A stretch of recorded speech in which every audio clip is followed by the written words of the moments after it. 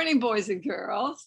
Morning. What a great holiday we've had with cold weather, warm weather, everything, but always beautiful. It's so wonderful to live where we do and have the many blessings that we have.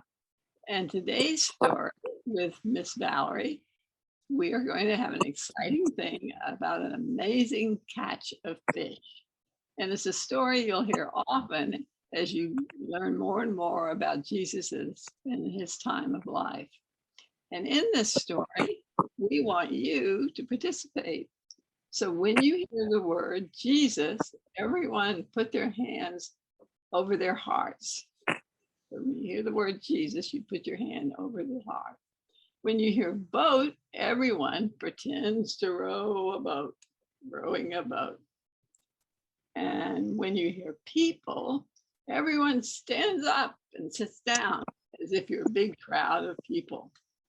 So this is a lovely story to remember. You'll hear many times. One morning, Jesus was standing on the shore of the Sea of Galilee, teaching people. Gotta stand up. Nearby, there were two fishing boats. Row your boat. Two fishing boats hauled up on the sand. The fishers, Simon, James, and John, were washing their fishing nets. Then you caught all your fish in a net, and you had to wash it out, dump the fish out, and throw it back out to try to catch more. Everyone was standing around looking at what Simon, James, and John were doing. More and more people, so you stand back up, were beginning to gather when they heard that Jesus was there. Everybody wanted to see Jesus and know what he was doing. Soon there were so many people that it was hard for everyone to see and hear Jesus. Jesus had an idea. Jesus climbed into one of the boats and asked Simon to row him out into the water. Then Jesus sat down in the boat to watch the people. When he was finished talking, he said to Simon, "Row the boat out into the deep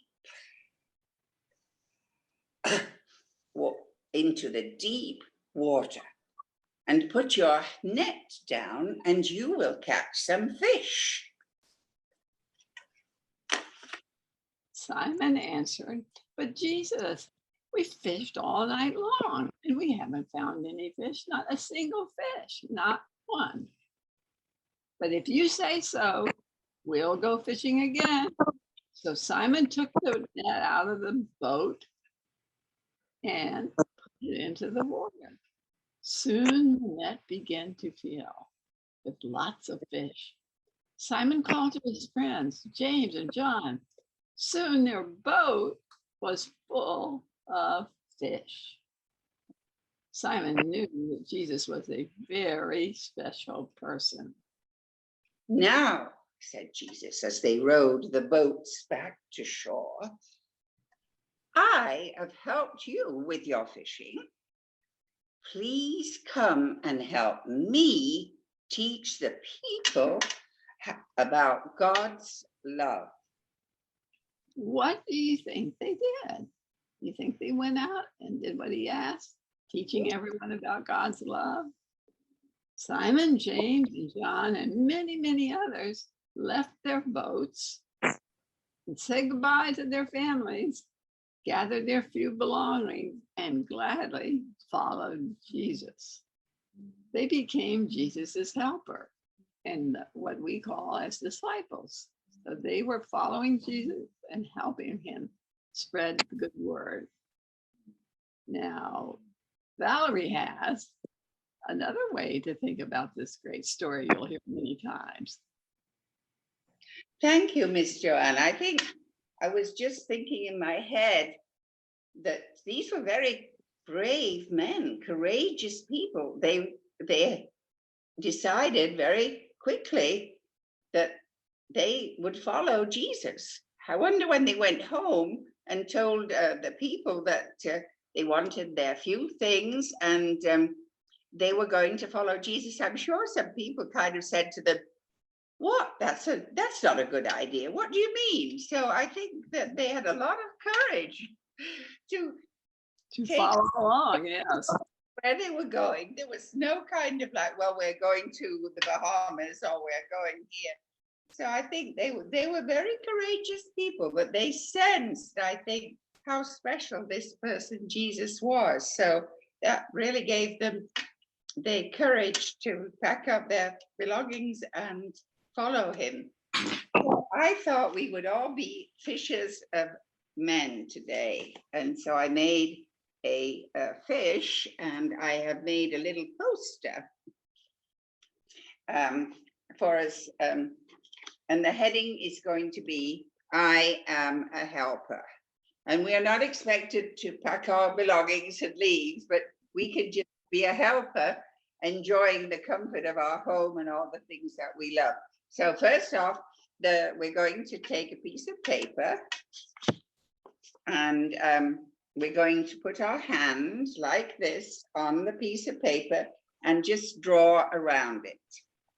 I think you can all do that. It's like making a handprint. So you just draw around it, and then make your keep your thumb down a little bit.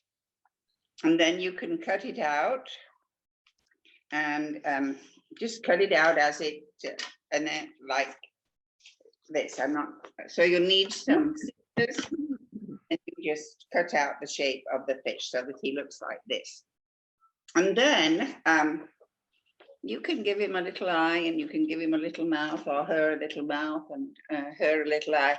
And then these are like scales. The fish has scales. So these, I just have some different kinds of paper in my home because I use them for other things. But if you don't, you can just use your construction paper, or if your mummy has some old magazines or something colored, you can take that. And to make these, again, you use your hand. So you just have your piece of paper, and all you do is you just put these 4 fingers on the piece of paper, and you don't put your whole hand this time. I think I can try and show you here, so that you just have maybe until the first bend in your finger, and then you just draw around those, and then those will be the scales on your fish, and then you just cut them out, and again you glue them, and then I started with this one first, and then I put the other one on top, so that you don't have to glue them all the way down, and then so it makes it stand out a little bit, which I think makes it a little prettier. You can do more than that if you wanted to, but I just do 3. So that way, with your hands, you can create this little fish. And then I just glued it onto a piece of construction paper, and then I took another piece of construction paper, and I made the waves. So that's pretty easy. You just need a piece of blue paper, and then you just do a little wavy looking cutout, so that would be the fish in the sea. So then on my paper at the top I wrote, "I am a helper," or you can write even, "I am God's helper," or if you want to. And then I put something to do with the ocean, I think, and fish. So we're looking at this whole thing about loving. So I have the words I have. It says, "Swimming in a sea of love." Ooh, that does sound nice. Swimming in a sea of love. I mean, you could also, I think because it's a fish, swimming is good, but you can think of living in a world of love. And that idea of thinking of a world, a sea, whatever it is, which is full of love and kindness and caring. And that is a very, that gives you a very peaceful, I think, feeling of how that world would be if it was really just full of nothing but love, and there wasn't any crabs or anything unpleasant or a big shark or something. Swimming in the sea of love. And then I thought this was kind of a nice thought too, that again, it's spreading waves of love, because you think about the ocean and the waves breaking on the shore, but then we can think of waves like even on land, and even like the wind, waves of the wind off. I mean, it's kind of like things going up and down, and they can be angry waves or very peaceful waves. So I think the idea that you are spreading waves of love, and I don't think it matters if they are high waves or low waves, as long as they've got love in them, it doesn't really matter. Maybe the high waves would spread it even more. Yeah. So that was my little poster, if you wish, and it would be kind of fun if you in the family that you could think of, you could think of other little sentences to write to. It doesn't have to be what I do, but anything that makes you think of spreading God's love in some way. I mean, you can have it coming in the wind if you wanted to do that idea. But there you go, little handfish with a good message to keep on reminding us of being loving, caring human beings. And so, being important to Jesus. I think it's wonderful that they can see how important they are to Jesus, that he asked them, come along and help spread the word. And that was wonderful for them to realize they're part of it. You boys and girls, everyone is part of that, and spreading the love and the good feelings about how we learn and live together. Exactly. But nobody is too tiny to spread love. I think sometimes when you think about a baby and how caring, and I was looking at some pictures yesterday of pets were having a dog in the house, and the dog was taking care of the baby. It was kind of amazing, but it shows you that how amazing love really is, and that even the animals can want to protect each other. Sometimes a little baby, if you have a puppy in your house or a kitten when you're a baby, it really loves you just as much as you love it. So right here. So do we have any angels today, Miss Joanne? Where are my angels? I'm looking for my angels. What was your angel? You always choose a good one. I tell you, I had again, I think I had compassion today. Compassion is a great one. It's just a lot of love, very deep love. I think if you have compassion, to me, it's deeper. If you think of things going down, feelings for everyone, your feelings are there. Yes, and that's one where the animals come in. They so often express their compassion in a different way than we do, but we know it's there. It's an invisible feeling that you have, that we all share. It's interesting, the capabilities like with animals, because I know sometimes if they're in a family and the child is in danger or something, the dog, first. Exactly. And it feels and it senses that this little baby or the puppies or the other animals are in danger, and it becomes very protective because it's got a lot of compassion. So I think, again, we can have a little compassion, but let's all work on growing our compassion this week. Exactly. Always, I think, responsibility again, because I think sometimes it is our responsibility to be God's helper. We expect everybody to do everything. Wonderful way to express it. That invite them to come along because he wants them to be helpers and show that it's our responsibility and their responsibility also. Right. It's a great story that you hear over and over in your Bible studies, and growing up, you'll realize the importance of having that compassion and love and spreading it, sharing it with others.